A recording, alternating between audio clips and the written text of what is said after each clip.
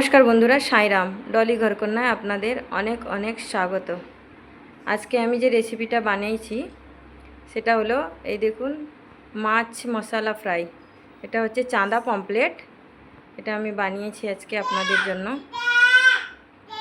কেমন হয়েছে বেবি? অনেক সুন্দর হয়েছে। এটা খেয়ে কার কথা মনে পড়ছে তোর? দিদির কথা মনে পড়ছে আমার। কার কথা? দিদি। ওকে, থ্যাংক ইউ। তাহলে চলুন বন্ধুরা, রেসিপিটা শুরু করা যাক। এই দেখুন বন্ধুরা, আজকে আমি এটা কি মাছ বাজার থেকে এনেছি। এই দেখুন, এটাকে চাঁদা পমফ্লেট বলে। কত বড় বড় মাছগুলো, এই দেখুন পমফ্লেট মাছেরই মতো। এটাকে চাঁদা পমফ্লেট বলে। এটা একটাই কাঁটা হয়, খুব সুন্দর মাছ। এই দেখুন, আজকে বাজারে এসেছিলো, এটা একদম তাজা মাছ। এই দেখুন, একদম তাজা। এই দেখুন, আমি মাছগুলো এখন পরিষ্কার করে কেটে নেব। এই মাছগুলো কেটে নিই, তখনই দেখতে থাকুন। মাছগুলো এরকম করে কেটে নেব।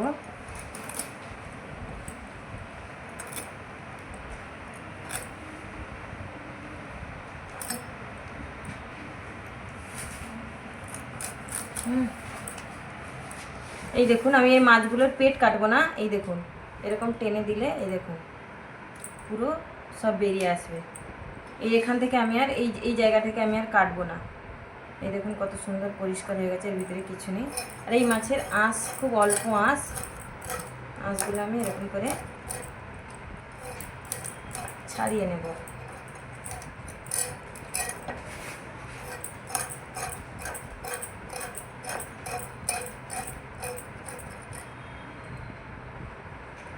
এই দেখুন বন্ধুরা, এখানে একটা কাঁটা টাইপের থাকে এই মাছটাতে। আমি এই কাঁটাটাকে এরকম করে কেটে বের করে নেব। এই দেখুন সুন্দর করে, এই দেখুন পুরো পরিষ্কার হয়ে গেছে, আর নেই কাঁটাটা। আমি এটাকে এই পাশেও আছে, এই দেখুন এটাকেও আমি এরকম করে কেটে বের করে নেব। এই দেখুন, এই কাঁটাটাকে এরকম করে বের করে দিতে হবে কেটে। এই দেখুন বন্ধুরা, এই চাঁদা পমফ্লেটগুলো আমি কেটেছিলাম। এই দেখুন, এগুলোকে আমি ভালো করে ধুয়ে নেব। পমফ্লেটগুলো আমি মশলা ফ্রাই করব। এখানে মহারাষ্ট্রিয়ান স্টাইলে বানাবো আজকে। এই দেখুন, মাছগুলোকে আমি এরকম করে কাট দিয়ে নিয়েছি। এই দেখুন, এরকম করে মাছগুলো কাট দিয়ে নিয়েছি। আমি সুন্দর করে আগে মাছগুলো ধুয়ে নিই, তারপরে আপনাদের আমি দেখাচ্ছি।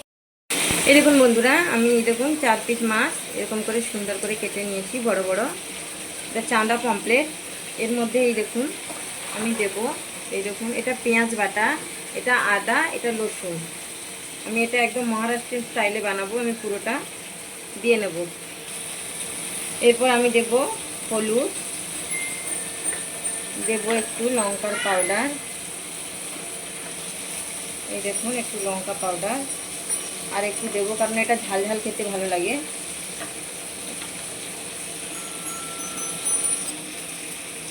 আর একটু দিয়ে দেবো লঙ্কার পাউডার, আর দিয়ে দেবো স্বাদ মতো নুন। এই দেখুন দেবো স্বাদ মতো নুন। এবার যেটা মেন, এই দেখুন এটা মহারাষ্ট্রিয়ান মালবালি মশলা।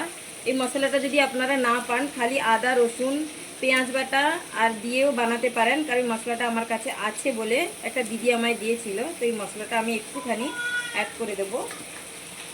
এই দেখুন সুজি, যেটাকে রাওয়া বলে এখানকার ভাষায়, এই দেখুন লেখা আছে। আর দেবো সুজি। আপনারা আদা রসুন পেঁয়াজ বাটা দিয়েও বানাবেন, খুব সুন্দর হয়। আমি দিয়ে দেবো কিছুটা সুজি, এতটা সুজি। এবার আমি ভালো করে এটাকে মাখিয়ে 10 মিনিট রেখে দেবো। এরকম করে সুন্দর করে মাখিয়ে আমি 10 মিনিট রেখে দেবো। এবার আমি তাওয়া গরম হয়ে গেছে, হালকা করে একটু করে তেল দিয়ে দিলাম একটু। এই দেখুন বন্ধুরা, একটুখানি লেবু রস, আমি ভাজার আগে আমি একটুখানি লেবু রস অ্যাড করে দেবো। একটুখানি দেবো, বেশি না। এই দেখুন একটুখানি লেবু রস অ্যাড করে দিলাম ভাজার আগে। এই দানাগুলো আমি বেছে নেবো, কয়েকটা দানা পড়ে গেছে, এগুলো বেছে নেবো। বন্ধুরা, যখন এই মাছটা ভাজবেন, যে কোনো মাছে মশলা দিয়ে ভাজবেন, সুজিটা মেন ইম্পর্টেন্ট, ওটা তো দেবেন। আর মাছের এই দেখুন দুদিকে মশলাগুলো লাগিয়ে এরকম করে যখন তাওয়াতে ধোঁয়া উঠে যাবে না, তখন আপনারা তাওয়াটাকে ধিমি করে দেবেন, গ্যাসটাকে ধিমি করে অল্প আঁচে এগুলোকে ধিমি ধিমি করে ভাজতে হবে। অনেক সময় লাগে, নর্মাল রেসিপি কিন্তু এই মাছ ভাজাটাই মেন, অনেক সময় লাগে এটা ভাজতে। তো আপনারা গ্যাসটা ধিমি করে ধীরে ধীরে করে, এই দেখুন আমি এরকম মশলা লাগিয়ে দেবো, দুই পাশে লাগিয়ে আমি ধিমি ধিমি আঁচে ভেজে নেব। এই মাছটা খুব টেস্টি মাছ, খুব টেস্টি। আপনারা এরকম করে বানিয়েও খেতে পারেন, গ্রেভি বানিয়েও খেতে পারেন। এইটা একবার বানিয়ে খেয়ে দেখবেন, খুব সুন্দর, খুব টেস্টি। আর আমার ভিডিওগুলো যদি আপনাদের ভালো লাগে, প্লিজ বন্ধুরা একটা সাবস্ক্রাইব করে দেবেন আর আমার পাশে থাকবেন। এই দেখুন লাস্ট এটাও আমি, এই দেখুন এটাও আমি তাওয়ার মধ্যে দিয়ে দেবো। আমি 4 পিস মাছ একসঙ্গে দিয়ে দিলাম, কারণ এটা অনেক টাইম লাগবে, এটা ভাজতে অনেক টাইম লাগবে। একদম ধিমি ধিমি আছে, এটাকে আমি সুন্দর করে ভেজে নেব। এই দেখুন বন্ধুরা, আমি একটা মাছ আপনাদের পাল্টি করে দেখিয়ে দিচ্ছি। এই দেখুন মাছটার মশলা একটু নিচে লাগবে না, আমি যেরকম পদ্ধতিতে আপনাদের দেখিয়ে দিয়েছি, সরি পাল্টি হচ্ছে না, সেরকম পদ্ধতিতে আপনারা করে দেখবেন। এই দেখুন কত সুন্দর হয়েছে মাছটা। এই দেখুন এরকম করে আমি 4-5 বার এদিক ওদিক পাল্টি করে করে মাছগুলোকে ভালো করে ভেজে নেব। এই দেখুন সুন্দর করে প্রত্যেকটা মাছ আমি এরকম করে ভেজে নেব। এই দেখুন আমি এরকম করে পাল্টি করে নিয়েছি।